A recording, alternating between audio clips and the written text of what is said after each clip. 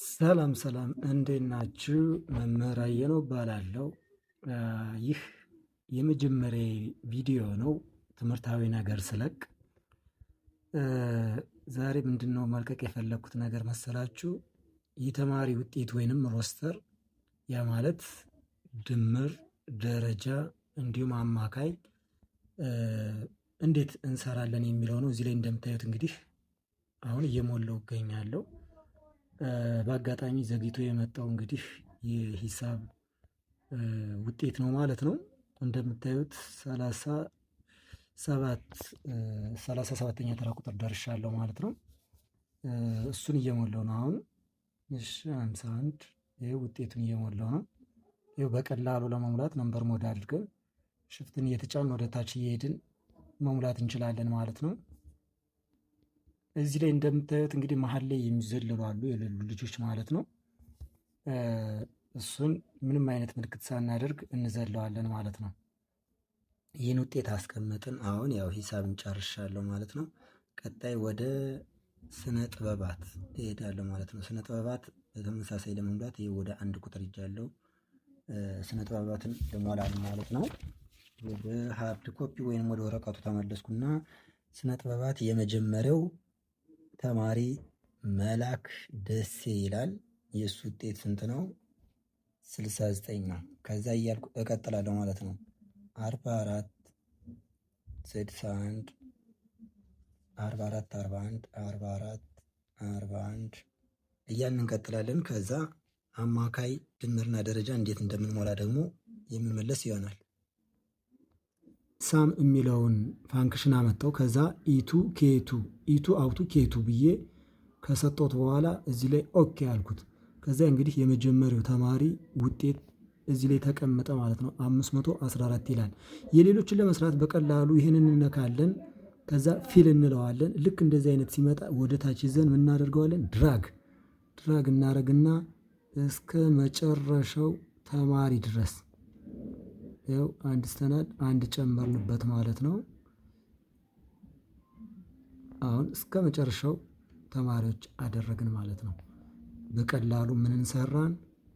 ድምር እንሰራን። አማካኝን ለመስራት በቀላሉ አማካኝ የሚለውን እንነካለን። ከዛ ኢዲት እንልና ኤፍ ኦፍ ኤክስ ገብተን ማን እንገባለን? አብሬጅ እንገባለን። እዚህ ላይ ኮመን ፋንክሽን እንገባለን። ከዛ አብሬጅ የሚለውን እንመርጣለን። አሁንም በተመሳሳይ ኢ ቱ አፕ ቱ ኬ ቱ ሬት እንለዋለን። ከዛ እንደምታዩት ልክ ይሄ ይመጣል። ምን እንለዋለን? ፊል። ከዛ ወደ ታች ይዘን ምን ማድረግ? ድራግ ማድረግ መጎተት። በዚህ መንገድ አብሬጁንም በቀላሉ እንሰራዋለን ማለት ነው። ከዛ ወደ ምን እንሄዳለን? ወደ ደረጃን ደግሞ ለመስራት እሺ እንግዲህ አማካይና ድምርን ከኢቱ ማለትም ከመጀመሪያው ከአማርኛ እስከ ጤናና ሰውነት ማጎልመሻ ኬ ድረስ ተጠቅመናል። ከኢ እስከ ኬ። ከዛ ራው ሁለተኛው ላይ ነው ማለት ነው።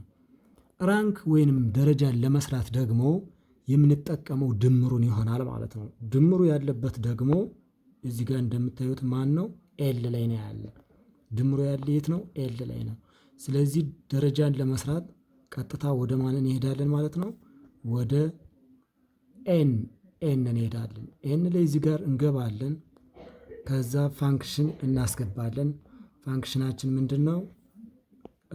ራንክ ነው። እዚህ ጋር ወደ ታች ሩቅ ስለሚሆን በቀላሉ ሰርች እናድርገው። ራንክ ይኸው ራንክ መጥቷል። እዚህ ጋር እንገባለን።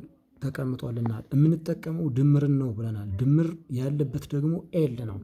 ስለዚህ ፎርሙላችን ምን ይሆናል ማለት ነው? ኤል ቱ ኮማ ዶላር ምልክት እንጠቀማለን። ከዛ ኤል፣ በነገራችን ላይ ፊደሎችን በካፒታል ነው መጠቀም ያለብን። ኤል ከዛ አሁንም ዶላር እንጠቀማለን። ከዛ ሁለትን ቁጥር ቱ ብለን የተጠቀምናት አፕቱ እንላለን። አሁንም በተመሳሳይ ዶላር እንጠቀማለን። ከዛ የተጠቀመው ፊደል አሁንም ኤልን እንጠቀማለን። አሁንም መልሰን ዶላር እንጠቀማለን። ከዛ 45 ይላል። 45 ማለት የተማሪዎቹ ያለው የዚህ የቦዲው ብዛት ነው። 45 ካልን በኋላ ራይት እንለዋለን። አሁን በቀላሉ ደረጃው ተቀምጧል ማለት ነው። እንግዲህ የቁጥር 1 ደረጃ እዚሽ ጋር ትታያችሁ ከሆነ 5ኛ ነው የወጣ ማለት ነው። ሌላውን ለመሙላት ይህንን እንነካለን። ፊል የሚለውን ከነካን በኋላ ቀጥታ እስከ መጨረሻው ድራግ እናደርጋለን ማለት ነው። በዚህ ምክንያት አሁን ደረጃቸውን አስቀምጠናል ማለት ነው። እንግዲህ እንደምታዩት እዚህ ጋር አንደኛ የወጣው ይታያችኋል። እዚች ጋር ሁለተኛ የወጣው፣ ሶስተኛ የወጣው እያለ ይቀጥላል ማለት ነው።